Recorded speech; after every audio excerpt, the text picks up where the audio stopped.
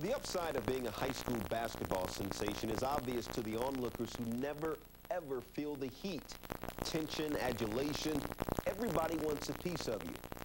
But think about it. I mean, just how exhilarating can it be to have college basketball recruiters calling you every minute of every day?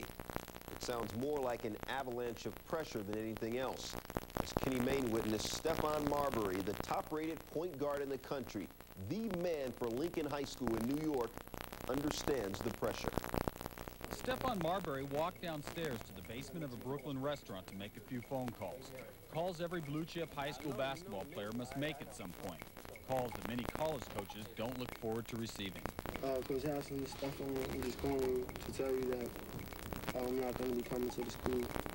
And thanks a lot for recruiting.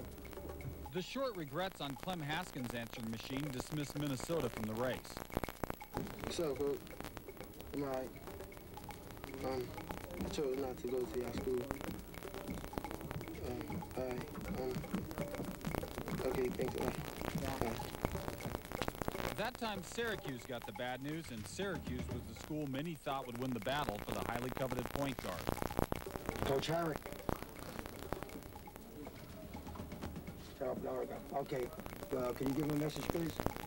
Yes, you tell him that Stephon Marbury's coach called, and that's right.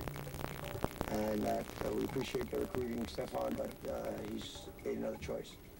I, Stephon Xavier Marbury, will attend Georgia Tech University next year. And with that, it finally came to an end. The recruiting saga of Stephon Xavier Marbury, the nation's best schoolboy point guard. Marbury will be leaving Brooklyn for Atlanta next year, following in the footsteps of another legendary guard from New York, and continuing the legacy of standout Yellow Jacket point guards. By the display of emotion from Marbury and his family, it was obvious the decision-making process had been long and difficult. All along, it was assumed that Syracuse would be his choice. Although Jim Boeheim had been unsuccessful when recruiting his three older brothers, the allure of the Dome was always there for Stephon. His mother and father were also nudging him towards the Big East school. Yeah, they kind of wanted me to go to Syracuse. Syracuse been recruiting for a long time. But I think that when I was younger, I was just stuck on the Dome. You know, 32,820 people screaming. When you're a little kid, the first thing you say is, I want to play in front of a crowd, you know, like this. But Domes don't recruit players, coaches do.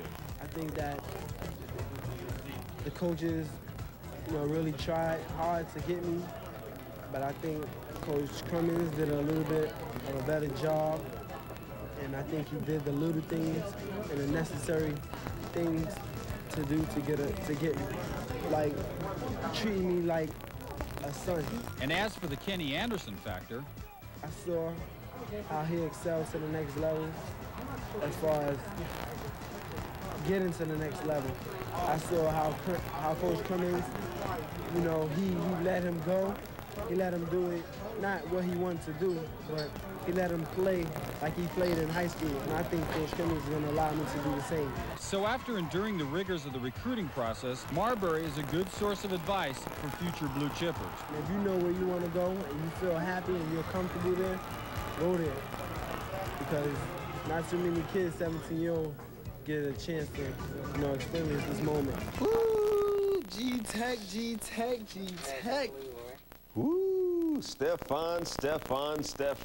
Coaches in the Big East and Atlantic 10 get dissed again. Marbury is just another in a long line of New York City kids who's leaving that area to go to the rack somewhere else. Kenny Anderson went to Georgia Tech. Khalid Reeves jumped to Arizona. Brian Reese went down to North Carolina. And Jamal